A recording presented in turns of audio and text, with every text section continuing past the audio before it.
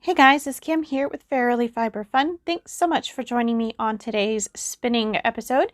Today we are making a self-striping yarn from solid colors. So what I did was I took a bat, actually I took 5 bats, and I tore off a little strip from each one, and I did this multiple times so that I would have a decent amount of yarn, and then I spun each strip end to end until I had the number of stripes that I was looking for. Now there are a million different ways to do this, and there's a million varieties, and there's a million ways to change it up, but for today we're keeping it super simple, and I did not weigh anything out ahead of time. I just went for it. And that looks like it'll make a decent amount of yarn, so let's spin that much and then chain ply at the end, because why not? I have in the past carefully weighed every little fiber out, every color out, and when I was finished with the yarn, knit it up into a self-striping fabric and determined, I had counted the yardage after spinning. I'd weighed the fiber before spinning, and then I knitted into a fabric and counted how many rows each stripe took. And I wrote it all down somewhere, and I no longer have that information. As far as I'm aware, it's gone. So I will have to do that again some other time. But for today, it was a non-scientific, just kind of go with the flow spin. So before we get too terribly far into it, I would like to say, if you're a new viewer, welcome to my channel. If you are a returning viewer, welcome back. Also, if you enjoyed today's video, please give it a thumbs up. And if you haven't already, hit that subscribe button, and don't forget that notification bell so you don't miss new shenanigans as they come out. I mean, videos. Anywho, back to the footage. This was a very relaxing, easy spin. All you have to do is divide up your fiber into approximately how much you want to spin per stripe. It doesn't matter how many stripes you have. You can do some long, some short. You can get really technical with this and plan it out. There are so many things you can do with this concept, and I think we will be exploring this concept in more detail further along. When I filmed this, I had no intention of going further into the self-striping journey than this, but I have since changed my mind, and so there will be a part 2 coming out for the self-striping experiments, and that one's going to be a little bit interesting. But this is kind of an introduction to spinning a self-striping yarn. This is just the bare minimum basics of how you spin a self-striping. And like I already said, you can do a million different things with this. Your imagination is the limit to what you can do. And you don't have to chain ply a self-striping yarn. There are other ways to do that, and we will eventually explore those in more detail. But for now, let's keep it simple and enjoy a spin. Low pressure, low anxiety, low stress, however you want to put it. Sit back and enjoy the pretty colors. I'm going to turn on some music, and I will be back to talk you through the plying section, because chain plying is a little bit tricky. All right, I will see you guys in a moment.